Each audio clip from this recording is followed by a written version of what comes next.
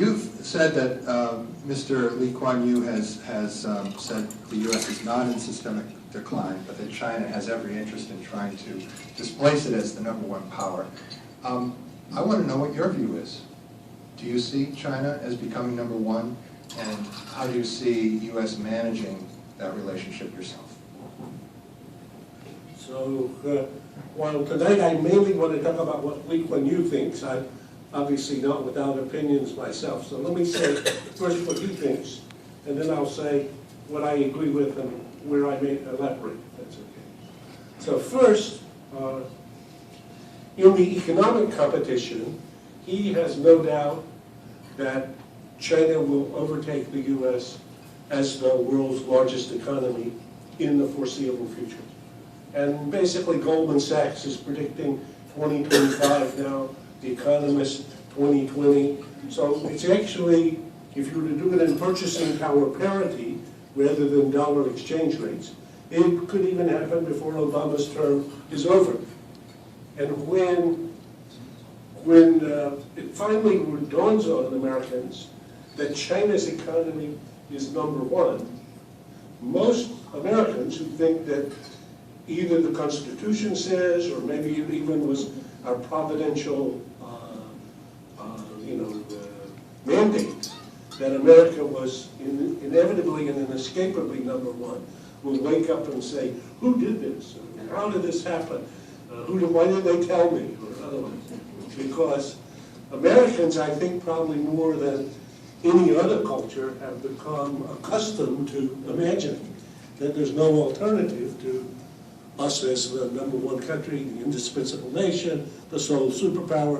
You can go through the litany. So now, will this unbelievable growth that China has, basically double-digit growth for the last 30 years, will this continue? And the answer is, well, it can't continue.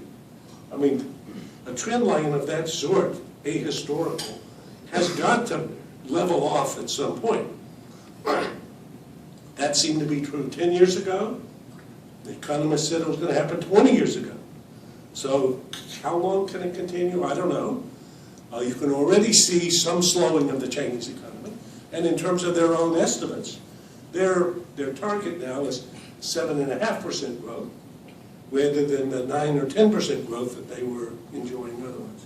So I would suspect that this is likely to happen, and that China is likely to become, very likely, to become the largest economy in the world. And that this is going to be extremely unsettling for the U.S. So now, to the second question about your own views about how this relationship, I'll spare you the Thucydides lecture, but simply say, I've written about this. It was an op-ed in the Times a couple of weeks ago. Basically, when a rising power rivals a ruling power, watch out. So I've done a look at a study of the last 500 years. In 11 of 15 cases in which a rising power rivaled a ruling power, the outcome was war. So think the rise of Germany about 100 years ago now, over the past decade or so, and its rivalry with Britain, which then led to a structural condition that Thucydides, the great Greek historian, explained to us in his book on the Peloponnesian War, in which he said it was the rise of Athens and the fear that this inspired in Sparta that made the war inevitable. So you got two variables here. Rise, which typically leads to a hubris, a kind of a notion that, well, my time has finally come, I need to get even a little bit, you should give me more space, you should listen more to me, and fear, maybe even paranoia on the part of the ruling party. So in the British-German instance, how in the world could the assassination of an archduke from the Austro-Hungarian Empire who happened to be in Sarajevo by some Serbian terrorist be a spark that ends in a World War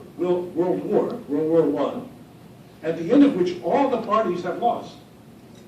And this is the kind of the remarkable part of it, and why Barbara Tuchman's book, The Guns of August, is such a brilliant book. And basically, everybody lost.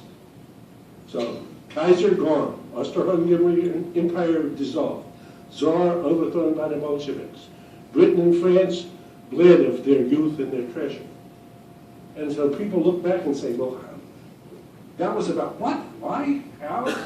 And it makes no sense. To which the answer is, in the structural condition of rise versus rule, the conditions in both countries make them vulnerable to events, maybe third-party events, where credibility or commitments or allies or others get into a back and forth, the end of which could be something fairly catastrophic. So I think the challenge that both President Obama and the new Chinese leader Xi Jinping face is to stretch to something beyond history as usual. And that's why I thought this summit that was just 2 weeks ago out in California was extremely promising. Because Xi Jinping, the new leader of China, actually his slogan for this was a new type of great power relationship. That's the terms in the Chinese characters.